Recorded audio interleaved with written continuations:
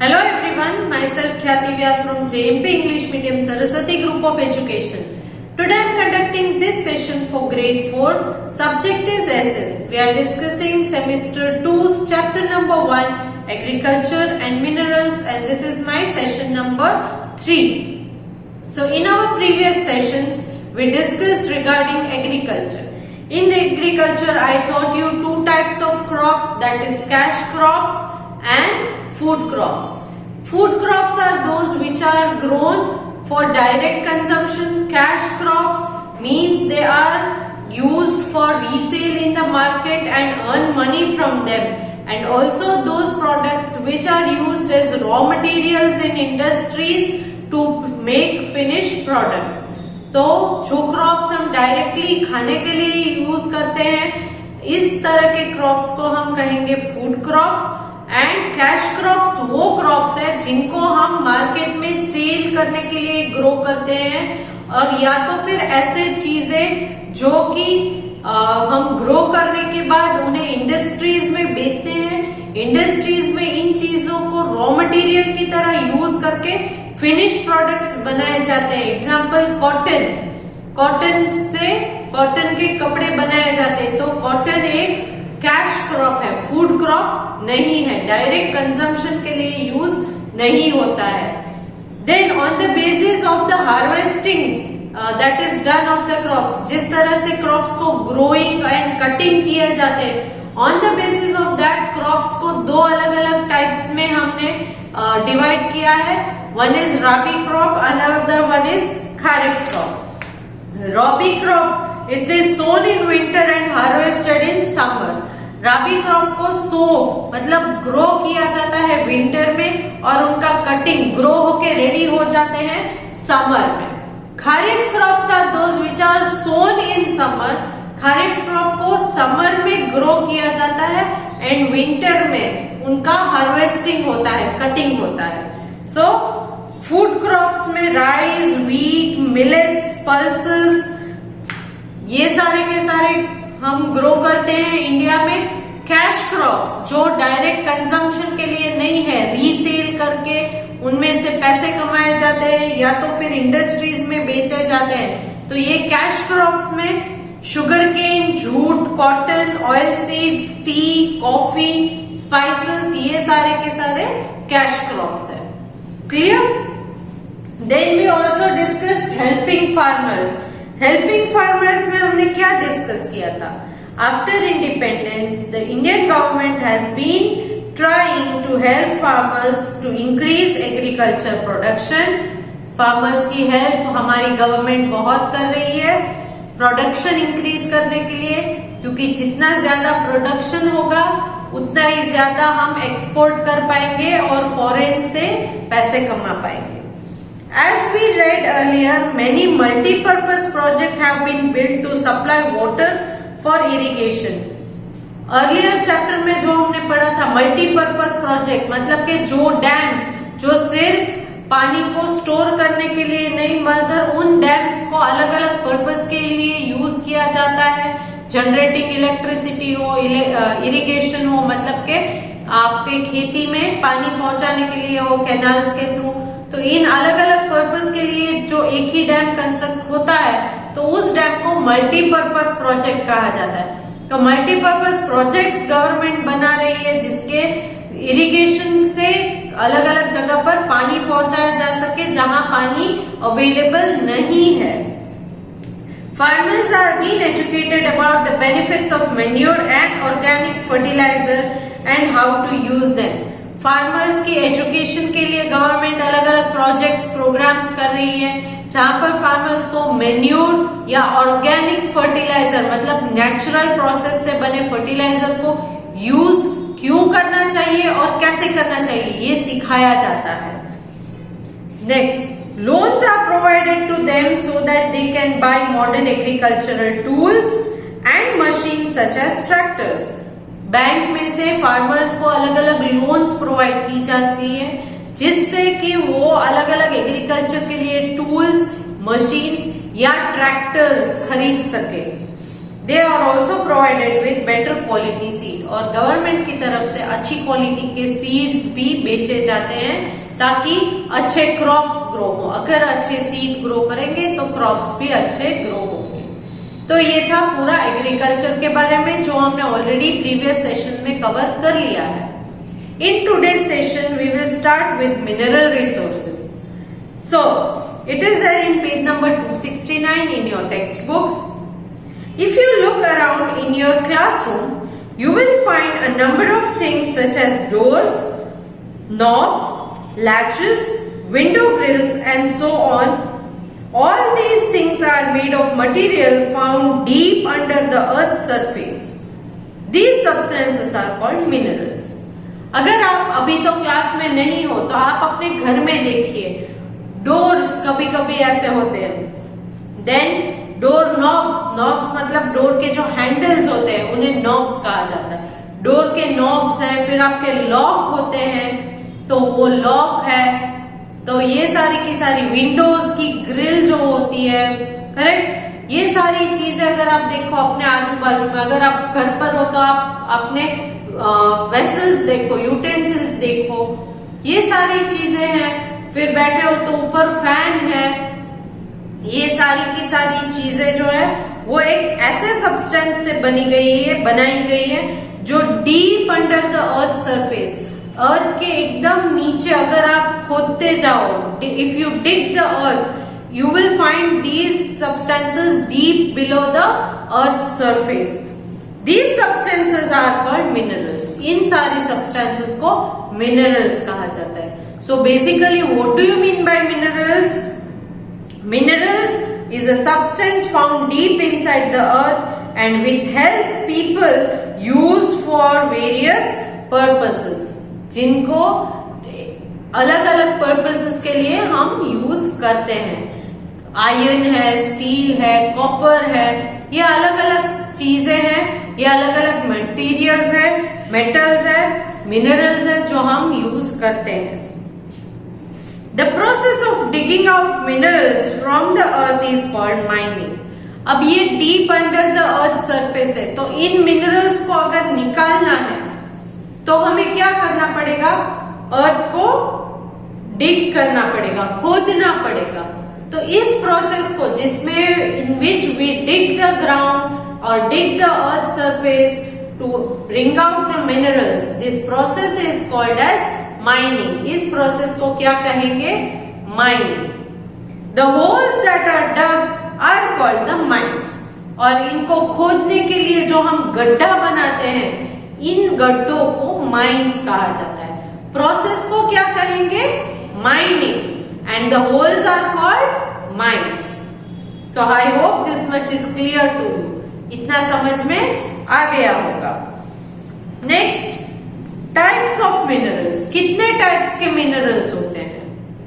There are two types of minerals found on earth, metallic and non metallic. Two types of minerals है, types of minerals, metallic and non metallic. अब ये क्या है?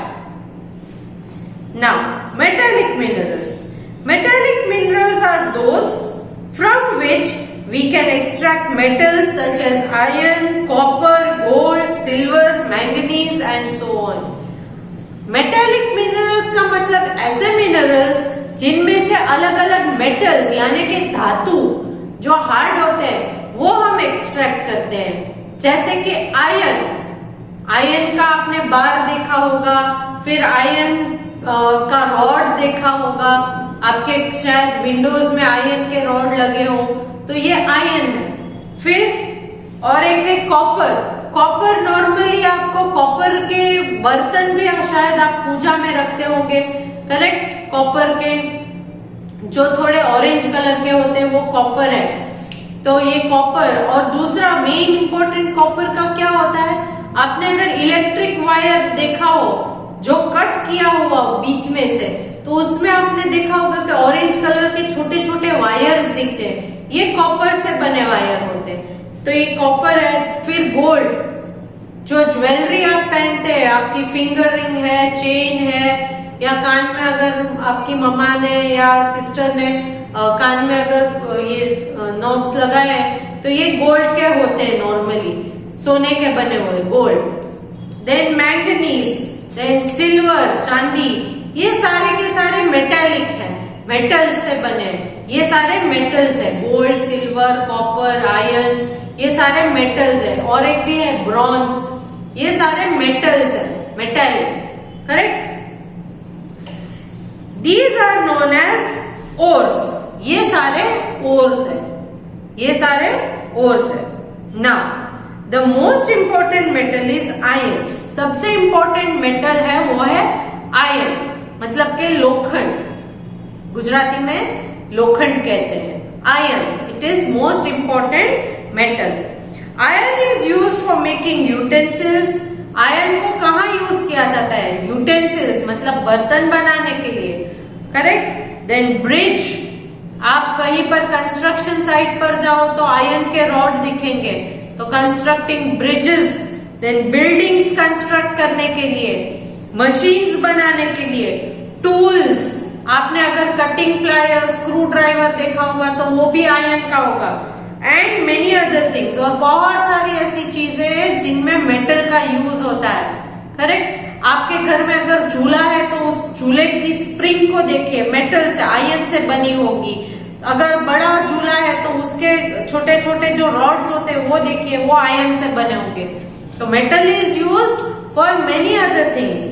कौन कौन सी? For making utensil, bridges, buildings, machines, tools and many other things. इन सारी चीजों के लिए मेटल्स का यूज किया जाता है, स्पेशली आयरन का। India has a vast reserve of good quality of iron ore. India में बहुत सारा आयरन ओर है, बहुत सारा iron ore. See I am sharing a map here, जो आपकी टेक्स्ट बुक में दिया है वही मैप मैं आपके साथ शेयर कर रही हूं। In this map you can see red dot, then there is a circle with a blue star inside, then a yellow dot, then you can see a brown color square and a green color star. तो यहाँ पर map के साथ आपको एक की भी दी गई है। की का मतलब मैंने आपको समझाया था, a box that is given in one of the corner of the map. It is just to explain the different signs or symbols used in the map. तो इस मैप में जो अलग अलग साइन या सिंबल दिए हैं, इनको एक्सप्लेन करने के लिए ये साथ में की दी गई है। इस इंडिया के मैप में जहां भी आपको रेड डॉट दिख रहा है, रेड डॉट, करेक्ट, तो उन सारी जगहों पर बॉक्साइट, बॉक्साइट सबसे ज्यादा है। बॉक्साइट का इंडिया में सबसे ज्यादा यहां से मिलता है। मतलब के उस जगह पर अगर आप गड्ढा खोदोगे, if you dig a mine, तो you will find bauxite over there. Then जहां पर आपको सर्कल के साथ ब्लू स्टार वाला मार्क दिखे, तो वहां पर कॉपर बहुत ज्यादा है, copper, correct. After that yellow अगर डॉट आपको कहीं दिखे, सी सबसे ज्यादा कर्नाटक में है 3 और 1 केरल में है, तो वहां पर गोल्ड सबसे ज्यादा है, गोल्ड। देन ब्राउन कलर का स्क्वायर जहां पर भी आपको दिखता है वहां आयरन ज्यादा है, iron, clear. And green star जहां पर है वहां पर मैंगनीज सबसे ज्यादा मिलता है। ये सारे के सारे मिनरल्स हैं जो इंडिया में है। तो इंडिया के अंदर बहुत सारे मिनरल्स हैं, तो आपको की में देखकर पता चलेगा कि कहां कौन सा ज्यादा मिलता है। So in India we have a vast reserve of good quality iron ore. India में आयरन ओर बहुत अच्छा मिलता है। Most of the iron mines, most of the iron mines मतलब जिसमें से आयरन मिलते हैं, वैसे गड्ढे, आयरन माइंस जो है वो कहां पर है? Are found in Odisha, Goa, Chhattisgarh, Jharkhand, Karnataka, Maharashtra and Andhra Pradesh. इन सारी जगहों पर आयरन के माइंस सबसे ज्यादा है, आयरन माइंस। तो यहाँ पर जितनी जमीन, ये जो जगह है उड़ीसा, गोवा, छत्तीसगढ़, झारखंड, कर्नाटक, महाराष्ट्र एंड आंध्र प्रदेश, इन जगहों पर आप पर्टिकुलर प्लेस पर जाकर वहां पर माइनिंग करोगे तो उधर अर्थ के सरफेस के नीचे से आपको आयरन मिलेगा। Other important minerals found in India are copper, manganese, aluminium and gold. तो ये भी अलग अलग मिनरल्स है जो इंडिया में आपको मिलते हैं, copper, manganese, aluminium and gold. Now let us see the use of these minerals. In minerals का क्या यूज है? Firstly copper. Copper was one of the first metal to be used by human beings. ऐसा माना जाता है कि human beings ने जब मेटल को यूज करना स्टार्ट किया तब कॉपर सबसे पहला मेटल था। Today it is mainly used in electric wires. आज इलेक्ट्रिक वायर्स में सबसे ज्यादा यूज कॉपर का होता है। हिंदू लोग अपने पूजा के आइटम्स के लिए, पूजा के वेसल्स के लिए भी कॉपर का यूज करते हैं, बट मेजर यूज है electric wires. Copper tools and utensils are also widely use. Copper के टूल्स और यूटेंसिल्स भी होते हैं। यूटेंसिल्स मतलब बर्तन। Copper ore is found in Rajasthan, Gujarat, Karnataka, Andhra Pradesh and Jharkhand. Copper ores मतलब डायरेक्ट कॉपर नहीं होता है। कॉपर ओर इसलिए कहा जाता है क्योंकि ये प्योर फॉर्म में कॉपर नहीं होता है, उन्हें प्योरीफाई करना पड़ता है। जमीन के अंदर से जब निकलता है तो वो पत्थर के साथ मिक्स्ड फॉर्म में होता है, उसमें कॉपर के साथ दूसरी भी बहुत सारी चीजें मिक्स्ड होती है, इसीलिए कॉपर ओर कहा जाता है। बट सबसे ज्यादा क्वांटिटी में उसमें कॉपर होता है।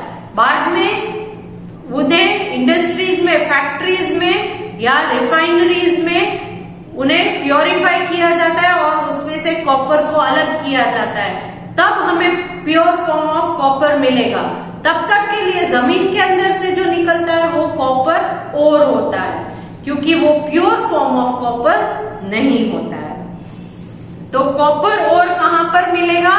राजस्थान, गुजरात, कर्नाटक, आंध्र प्रदेश एंड झारखंड, इन जगहों पर ये कॉपर के ओर पाए जाते हैं। Next, reserve of manganese. Manganese भी एक मिनरल है। तो मैंगनीज कहां पर मिलता है? Maharashtra, Madhya Pradesh, Orissa and Karnataka. It is used in making steel and glass. Manganese जो है वो महाराष्ट्र, मध्य प्रदेश, उड़ीसा एंड कर्नाटक में पाया जाता है। और मैंगनीज किस चीज के लिए यूज किया जाता है? स्टील बनाने के लिए और ग्लास बनाने के लिए। कौन कौन सी चीजों के लिए मैंगनीज का यूज होता है? Steel and glass. Okay, in making of steel and glass which mineral is used? Yes, it is manganese. Next, talking about aluminium. अब aluminium के बारे में। Aluminium is extracted from the ore called bauxite. Aluminium जो है वो bauxite नाम के ore में से extract किया जाता है, मतलब अलग किया जाता है। बॉक्साइट ओर जो है वो जमीन के सरफेस में से हम निकालते हैं, फिर उसको प्यूरिफाई करने के बाद उसमें से एल्यूमिनियम निकलता है। It is very light and is therefore used for making aeroplanes. ये बहुत लाइट वेट होता है, बहुत हैवी नहीं होता है, बहुत हल्का होता है, इसीलिए सबसे इंपॉर्टेंट यूज इसका यही है कि इन्हें एल्यूमिनियम को एरोप्लेन्स बनाने में यूज किया जाता है। एरोप्लेन क्योंकि वो हवा में उड़ने वाला होता है, तो हैवी बनाएंगे तो वो उड़ पाएगा? नहीं उड़ पाएगा। अगर लाइट वेट है तो इजीली उड़ेगा। आप जैसे पतंग बनाते हो, पतंग अगर हैवी है या पतंग का अगर वो धागा भी अगर हैवी है, डोर पतंग की वो भी हैवी है, तो पतंग इजीली उड़ पाएगी? नहीं उड़ पाएगी। जितनी हल्की फुल्की पतंग होती है लाइट वेट की, उतनी आसानी से उड़ती है। तो ये एल्यूमिनियम भी बहुत हल्का फुल्का होता है। It has less weight compared to other minerals, so that is why this aluminium is for making aeroplane. Aeroplane की जो बॉडी होती है वो एल्यूमिनियम से बनी होती है। So it is used for making aeroplane, utensils and other house hold goods. Utensils मतलब आपके घर में एल्यूमिनियम के बर्तन भी होंगे और बहुत सी ऐसी छोटी मोटी चीजें होती है जो एल्यूमिनियम से बनाई जाती है। Large reserve of bauxite are found in Odisha, Chhattisgarh, Maharashtra, Jharkhand, Gujarat, Madhya Pradesh and Andhra Pradesh. तो ये बॉक्साइट के माइंस कहां पर है? बॉक्साइट कहां पर है? बॉक्साइट रिजर्व कहते हैं क्योंकि बॉक्साइट में से ही एल्यूमिनियम निकलता है। तो बॉक्साइट कहां पर मिलता है सबसे ज्यादा? ओडिशा, छत्तीसगढ़, महाराष्ट्र, झारखंड, गुजरात, मध्य प्रदेश एंड आंध्र प्रदेश। इन जगहों पर बॉक्साइट के रिजर्व्स है जिसमें से एल्यूमिनियम निकलता है। नेक्स्ट टॉकिंग अबाउट गोल्ड, सोना। Gold is rare and expensive metal. Rare मतलब बहुत कम जगहों पर पाया जाता है एंड एक्सपेंसिव मतलब बहुत महंगा होता है। इतनी आसानी से इतने कम पैसे में नहीं मिलता है, बहुत एक्सपेंसिव मतलब it is very costly and it is rare. Rare means not found easily, it is not found easily. So gold is a rare and expensive metal. So which is a rare and expensive metal? Yes, it is gold. It is used for making jewelry and in electronics. Jewelry मतलब आप जो normal jewels पहनते हो, chain है, कान में कुछ पहनते हो, नाक में पहनते हैं, फिंगर रिंग्स है, तो ये सारी ज्वेलरी के लिए यूज किया जाता है gold. And also in electronics, कुछ इलेक्ट्रॉनिक आइटम्स में भी गोल्ड का थोड़ा बहुत यूज होता है। Gold mines are located in Karnataka. Gold mines जो है वो बेसिकली सबसे ज्यादा इंडिया में कर्नाटक में लोकेटेड है। So I think let us end this session here. इस सेशन के एंड में आपको मैं पिक्चर्स शेयर कर रही हूं जो ऑलरेडी आपकी बुक में है। सी गोल्ड, फिर कॉपर माइन। कॉपर माइन मतलब कॉपर को एक्सट्रैक्ट करने के लिए जो गड्ढा खोदते हैं तो उस गड्ढे को माइन कहते हैं, ये कॉपर माइन है। बॉक्साइट जिसमें से एल्यूमिनियम को एक्सट्रैक्ट किया जाता है, ये बॉक्साइट पत्थर जैसा ही दिखेगा, फिर इसको रिफाइनरीज में बेच के या इंडस्ट्रीज में बेच के इसमें से एल्यूमिनियम को सेपरेट किया जाता है। Clear? So next session we will take up with the new topic that is non metallic minerals. तो आज के सेशन में हमने प्रीवियस जो एग्रीकल्चर का पार्ट था उसका रिवीजन किया and we discuss regarding mineral resources. Mineral resources किसे कहते हैं? Those thing which we find beneath the earth surface, we extract them, correct? Then I taught you about two different types of minerals, that is metallic and non-metallic minerals. Metallic minerals में हमने बहुत सारे metallic minerals iron, copper, gold, silver, manganese ये सारे नाम पढ़े। Then we also learned कि in India where do we find iron? Where is copper found? What are the uses of them? Then we learned about manganese. Manganese is used in making steel and glass. Then aluminium. The main use of aluminium is for making aeroplanes. Then gold. Gold is most expensive and rare metal. So all these things we learn in this session. Next session I will start with non-metallic mineral, which is the last part of this chapter. Next session में non-metallic mineral जो इस session उस chapter का last part है वो discuss करेंगे. But before I start that session, I want you to read the part which I explained in this session. इस session में मैंने जो भी explain किया एक बार read कीजिएगा, okay? So आपके सारे doubts clear हो जाएंगे. अगर समझ में नहीं आ रहा है तो एक बार और रिवाइंड करके वीडियो देखिएगा, सारे के सारे एक्सप्लेनेशंस आपको मिल जाएंगे। Along with this video, I am sending a PDF, that is worksheet fill in the blanks based. In blanks के आंसर्स मैंने ऑलरेडी हेल्प बॉक्स में आपको दिए हैं, आपको सिर्फ आंसर्स को सिलेक्ट करके करेक्ट ब्लैंक में लिखना है. Clear? So I hope you will all solve the worksheet very easily. Okay? See you in the next session. Bye.